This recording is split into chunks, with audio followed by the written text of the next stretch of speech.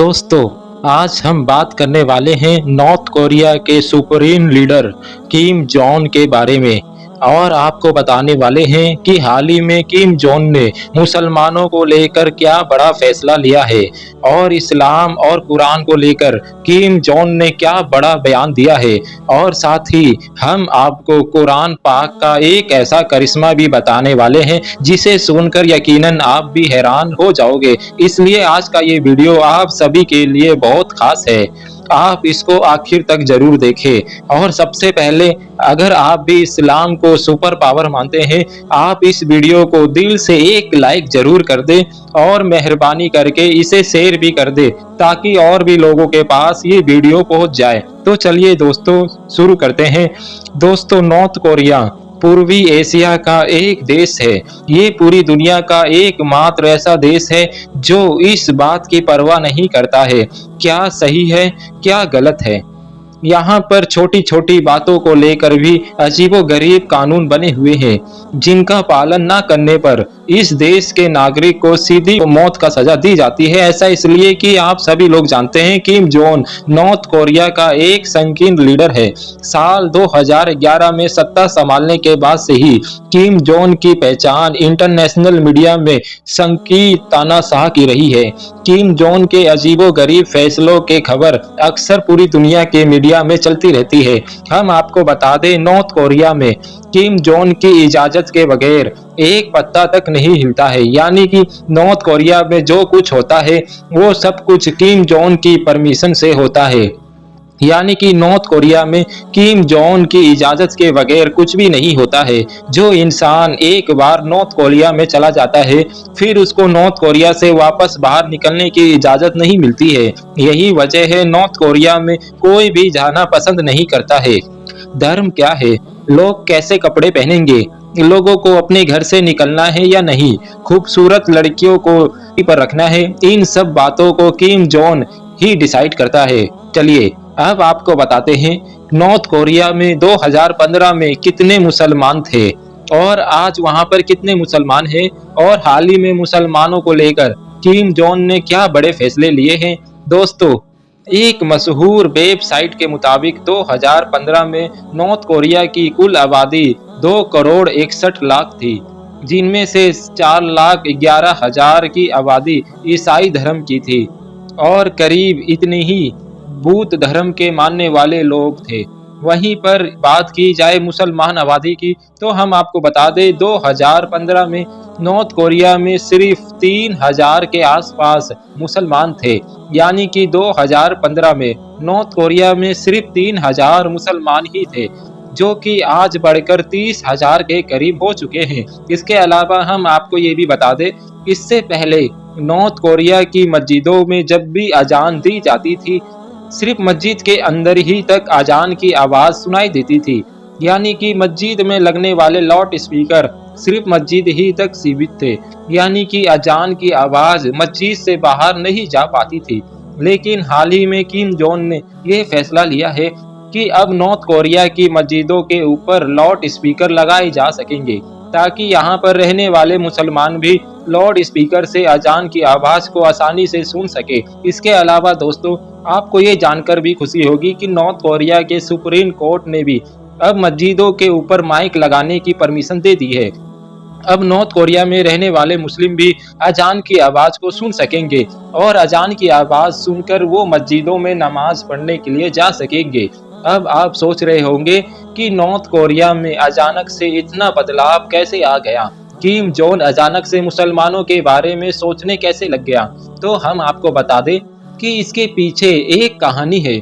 जब से north Korea में ये वाकया पेश आया है, इसके बाद से किम जोंग ने मुसलमानों के हित में काम करना शुरू किया है। और वो वाकया ये है कि एक बार नॉर्थ कोरिया में एक अजीबोगरीब मसला उलझ गया था।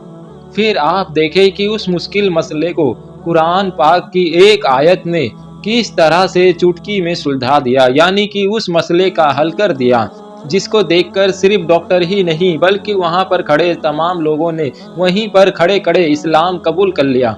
और यही नहीं, जब इस बात के बारे में किम जोंग को पता चला तो वो भी हैरान और परेशान रह गया और अल्लाह की जात को मानने पर मजबूर हो गया। दोस्तों, दरअसल हुआ ये था कि नॉर्थ कोरिया के एक हॉस्पिटल में दो डिलीवरी के केस एक साथ हो गए, जिनमें से एक औरत को लड़का पैदा हुआ और दूसरी औरत को लड़की पैदा हुई। अब उस हॉस्पिटल का निज़ाम ये था, यानी कि उस हॉस्पिटल का सिस्टम ये था कि बच्चे की पैदाइश के बाद बच्चे की कलाई पर उसकी माँ के नाम का एक टैग लगा दिया जाता था, यानी कि उसकी माँ के नाम का एक स्टिकर लगा दिया जाता था। लेकिन उस रोज़ हुआ ये कि जो नर्स वहाँ पर काम कर रही थी, वो जल्दबाजी में थी, इसलिए वो उन बच्चों की कलाई पर टैग लगाना भूल गई, यानी कि स्टिकर लगाना भूल गई थी। इस वजह से वो दोनों बच्चे आपस में मिक्स हो गए। अब ऐसे में उनके लिए ये मालूम करना मुश्किल हो रहा था कि इनमें से बेटा किस औरत का पैदा हुआ है और बेटी किस औरत की पैदा हुई है।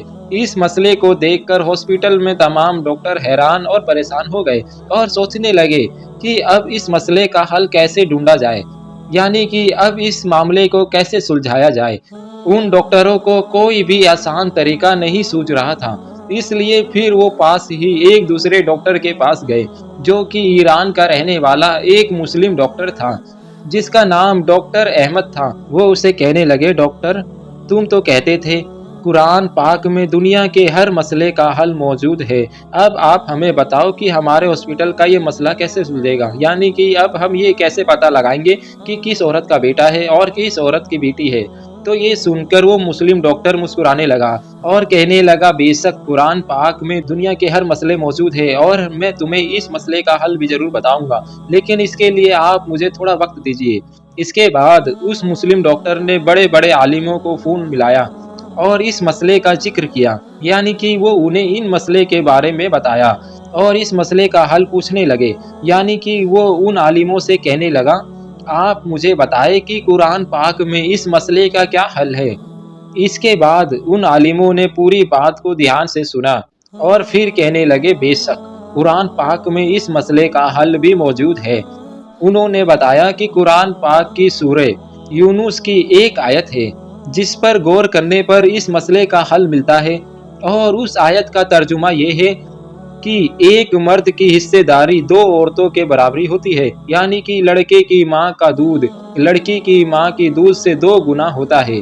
और इसके बाद उन आलिमों ने हजरत अली रज़ी अल्लाह ताला अन्हु के दौर का एक वाक़या भी बयान फरमाया, जो कि नज़ुतुल मजादिल जिल नंबर 2 सफ़ा नंबर 355 में मौजूद है। उन आलिमों ने बताया कि एक मर्तबा हजरत अली के दरबार में भी 2 औरतों ने एक साथ 2 बच्चे जने। रात अंधेरी थी, उनमें से एक औरत को लड़का पैदा हुआ था और एक औरत को लड़की पैदा हुई थी। अंधेरा होने की वजह से उनको ये मालूम नहीं चल सका कि कौन सा बच्चा किस औरत का है, यानी कि बेटा किस औरत के पैदा हुई है और बेटी किस औरत के पैदा हुई है। इस वजह से फिर उन दोनों औरतों में झगड़ा होने लगा। वो दोनों औरतें कहने लगी, बेटा मेरा पैदा हुआ है। उस वजह से फिर ये मसला बहुत ज़्यादा उलझ गया था। इसके बाद उन दोनों औरतों को हजरत अली रज़ी अल्लाह ताला अन्हु के बारगाह में पेश किया गया। हजरत अली के सामने दोनों औरतें कहने लगी, लड़की की माँ मैं हूँ। हजरत अली रज़ी अल्लाह ताला अन्हु ने दोनों औरतों की बातों को गौर से सुना और इसके बाद आप रज़ी अल्लाह ताला अन्हु ने फरमाया, तुम दोनों थोड़ा थोड़ा दूध अपने छातियों से निकाल कर मेरे पास लाओ। उसके बाद वो दोनों औरतें गई, अपने अपना दूध निकाल कर ले आई। आप रज़ी अल्लाह ताला अन्हु ने उन दोनों औरतों को दूध को तोला, यानी कि उनका वजन किया।